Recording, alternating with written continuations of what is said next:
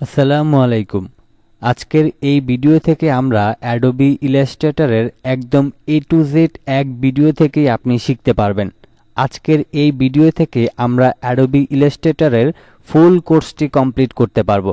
তো যারা নতুন গ্রাফিক ডিজাইন শিখছেন বা শিখতেছেন তাদের জন্য এই ভিডিওটাই যথেষ্ট গ্রাফিক ডিজাইনার হওয়ার জন্য। তো আজকের এই ভিডিওটা অনেক গুরুত্বপূর্ণ এবং যারা নতুন শিখতেছেন তাদের জন্য অবশ্যই এইটা 20,000 টাকার কোর্সেরও অনেক মূল্যবান একটা জিনিস। তো সেই ক্ষেত্রে আজকের এই কোর্সটা আপনি কোথাও থেকে 20,000 টাকা দিয়েও এইরকম একটা কোর্স পাবেন না। তো চলুন আজকের এই ভিডিওটি শুরু করছি। আর শুরু করার আগে আরেকটা কথা বলে রাখতে চাই, যেটা হচ্ছে যে এই ভিডিওটি কেউ ডাউনলোড করে ব্যবহার করবেন না। সেক্ষেত্রে কিন্তু আপনি কপিরাইটের ঝামেলায় পড়বেন এবং অবশ্যই আপনার জন্য কিন্তু আইনানুগ ব্যবস্থা নেওয়া হবে। তো সেক্ষেত্রে এই ভিডিওটি শুধুমাত্র অনলাইনে দেখে শেখার জন্য তৈরি করা হয়েছে। কেউ যদি এই ভিডিও ডাউনলোড করে কোথাও বিক্রি করতে চান অথবা ডাউনলোড করে নিজের কাছে রেখে দিতে চান, সেক্ষেত্রে কিন্তু প্রবলেম হবে। তো অবশ্যই ভিডিওটি শুরু থেকে শেষ পর্যন্ত দেখবেন। তো চলুন আমরা শুরু করে দিচ্ছি। প্রথমে হচ্ছে আমরা অ্যাডোবি ইলাস্ট্রেটরটাকে যখন ওপেন করব তখন ঠিক এইরকম একটা ইন্টারফেস থাকবে। তো আমরা এই অ্যাডোবি ইলাস্ট্রেটরের কাজ করার জন্য প্রথমে আমাদেরকে একটা নতুন করে পেজ নিতে হবে। পেজ বলতে হচ্ছে, দেখেন এখানে কিন্তু যে অপশনগুলি থাকে সবগুলি কিন্তু ডিসেবল হয়ে থাকে।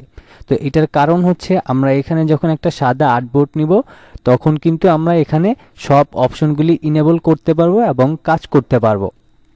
তো প্রথমে হচ্ছে এটার জন্য আমাদেরকে ফাইলে যেতে হবে। ফাইল থেকে আপনি নিউতে যেতে হবে। তো আপনি যদি এই ফাইল ব্যবহার না করে কিবোর্ড থেকে ব্যবহার করেন তাহলে কিবোর্ড থেকে কন্ট্রোল এন প্রেস করলেও আপনি সেম অপশনটাতেই কিন্তু আসতে পারবেন। তো আমরা ফাইলে গেলাম, ফাইল থেকে নিউতে গেলাম। নিউতে যাওয়ার পর এখানে বেশ কিছু অপশন আসে আমাদের। প্রথমে হচ্ছে নাম। এখানে যদি আপনি আপনার এই প্রজেক্টের নামটা সেট করতে চান, যেমন আমি ধরেন এখানে লিখে দিচ্ছি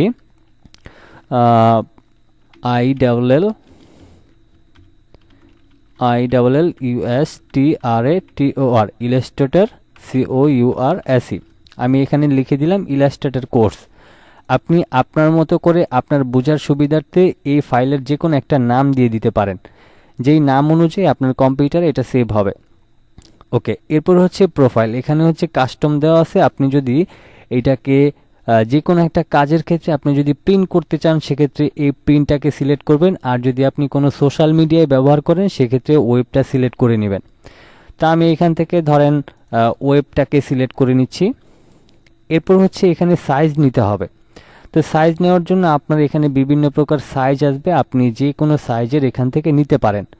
তবে এখানে একটা বিষয় হচ্ছে, এখানে দেখেন ইউনিটস নামের একটা অপশন আছে। তো আপনি যে মেজারমেন্টটা নেবেন এইটা কি আপনি পয়েন্টে নেবেন নাকি পিক্সেলে নেবেন, ইঞ্চিতে, মিলিমিটার, সেন্টিমিটারে। তো আপনি যেই মেজারমেন্টে কাজ করতে চান, যেমন আমি সব সময় ইঞ্চিতে কাজ করি, ইঞ্চি ভালো বুঝি, এই জন্য আমি এখান থেকে ইঞ্চিটাকে সিলেক্ট করে নিই।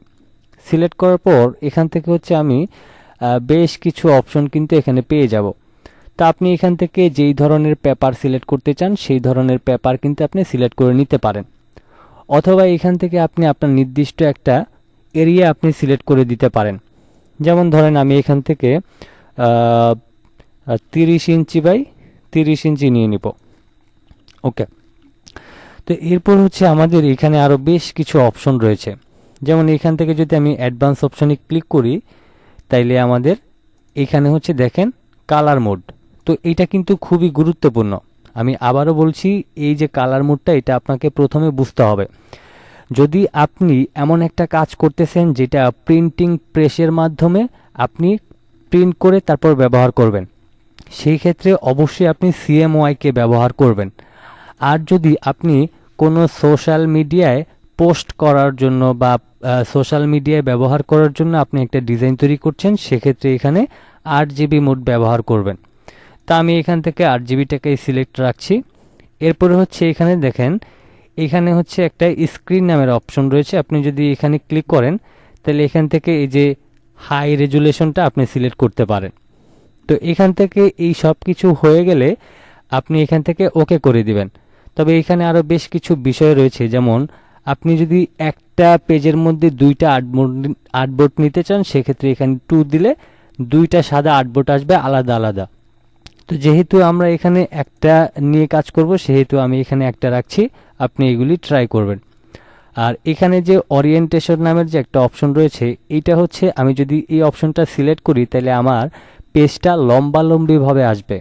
আর এই অপশনটা যদি আমি সিলেক্ট করি তাহলে আমাদের পেজটা ডানে বামে লম্বা হবে।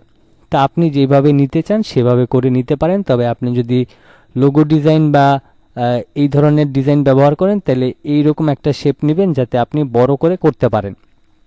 ওকে, তো এবার যদি আমরা এখান থেকে ওকে করে দিই তাহলে এখানে আমাদের সাদা